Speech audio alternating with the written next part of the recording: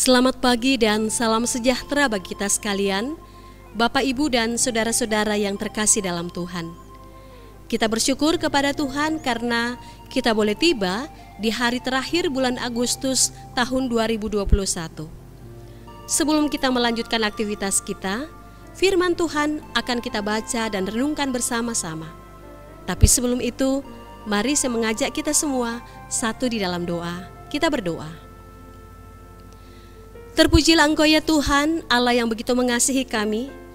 Jikalau saat ini kami boleh menikmati hari yang baru di pagi hari ini, itu semua karena kasih dan pemeliharaan Tuhan terhadap kami.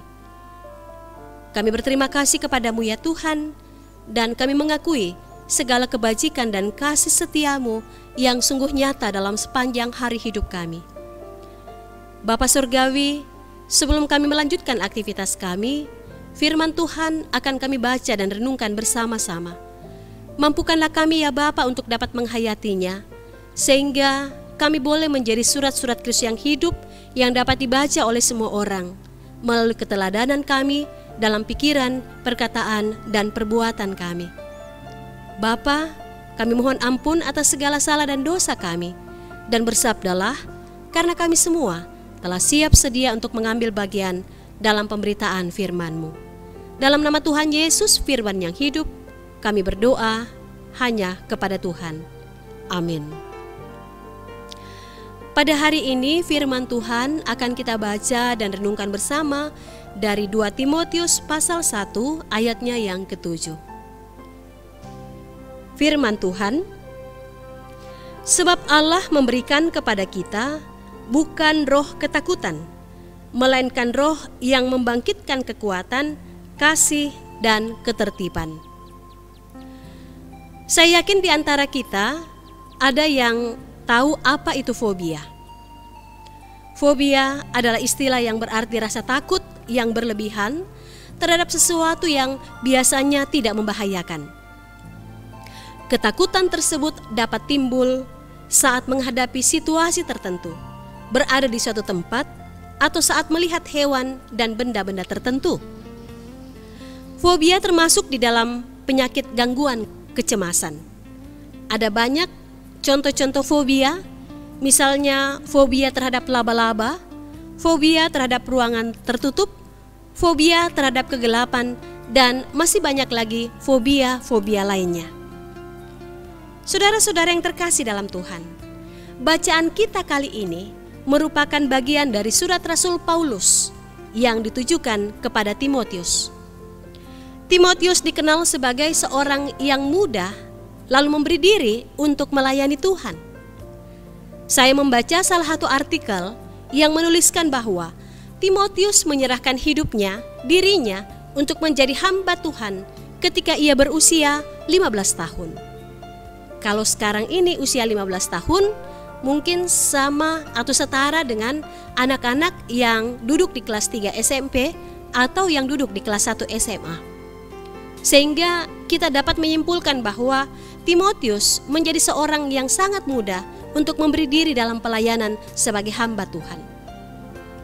Selanjutnya kita ketahui bersama Bapak Ibu bahwa Timotius lahir dari ayah dan ibu yang merupakan keluarga campuran. Ibunya adalah seorang Yahudi dan ayahnya adalah seorang Yunani. Ibunya telah memberi diri untuk menjadi pengikut Kristus yang setia. Sementara ayahnya masih tetap menjadi seorang Yunani yang tidak mengenal Tuhan. Lalu di dalam kesaksian firman Tuhan juga dikemukakan bahwa ternyata ibu Timotius dan neneknya Lois dan Eunike mempunyai peran yang luar biasa untuk mendidik Timotius menjadi pengikut Kristus yang setia.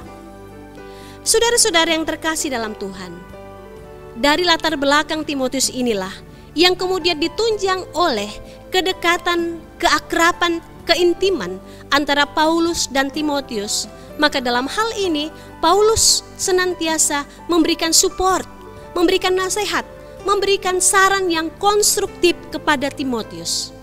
sama halnya seperti yang sudah kita baca tadi dari 2 Timotius pasal 1 ayatnya yang ke-7.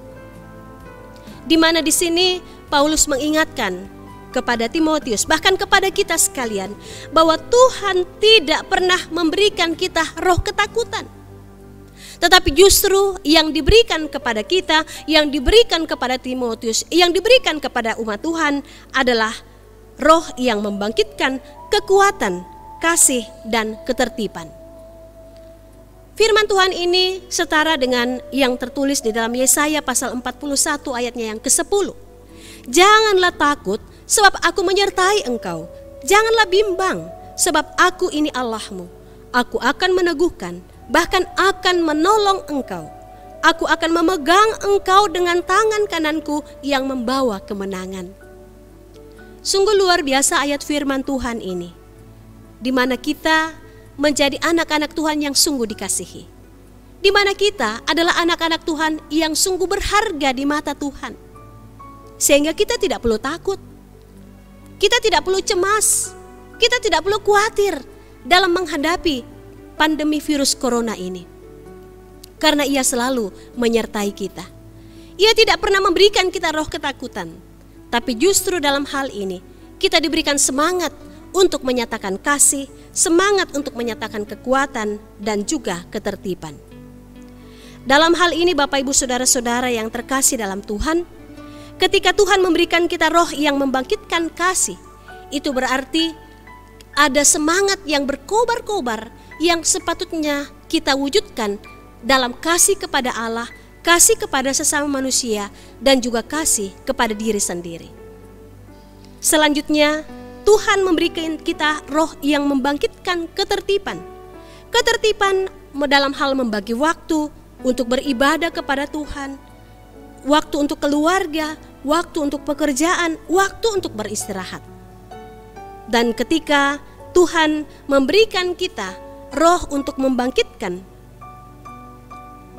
kekuatan, maka percayalah, dalam kelemahan kita, dalam kekurangan kita, Tuhan selalu memberikan semangat dan support untuk dimampukan dalam melanjutkan tugas dan tanggung jawab kita sehari-hari. Nah, oleh sebab itu, Bapak, Ibu, dan saudara-saudara yang terkasih dalam Tuhan, ingatlah, Tuhan tidak pernah memberikan kita roh ketakutan, tapi justru roh yang membangkitkan kasih, kekuatan, dan ketertiban. Dan biarlah hal ini yang mendasari kita untuk mengisi hari ini dengan penuh semangat, dengan penuh keyakinan bahwa Tuhan senantiasa menyertai kita. Tuhan selalu berada di pihak kita tatkala kita setia untuk memperlakukan perintah dan kehendak-Nya. Semangat dalam menjalani hari hidup yang Tuhan masih percayakan kepada masing-masing kita, karena Ia setia menyertai kita. Ia setia menjadi gembala yang baik buat kita sekalian. Terpujilah Kristus untuk selama-lamanya. Amin. Mari jemaat Tuhan, kita satu di dalam doa. Terima kasih Bapa untuk kebenaran firman-Mu yang telah menyapa kami, agar kami tidak perlu takut dalam menghadapi berbagai realitas hidup, agar kami tidak perlu takut dalam menghadapi berbagai masalah, ujian, dan tantangan, terlebih dalam menghadapi pandemi virus corona ini. Karena Engkau tidak membiarkan kami sendiri. Engkau selalu setia menyertai kami. Engkau selalu berada di pihak kami, bahkan oleh kuasa Roh Tuhan yang akan membangkitkan kekuatan, kasih, dan ketertiban kepada kami sekalian. Terima kasih Bapa untuk kebenaran firman-Mu ini yang sekiranya memberikan kami semangat untuk memaknai hidup ini sebagaimana yang Tuhan kehendaki.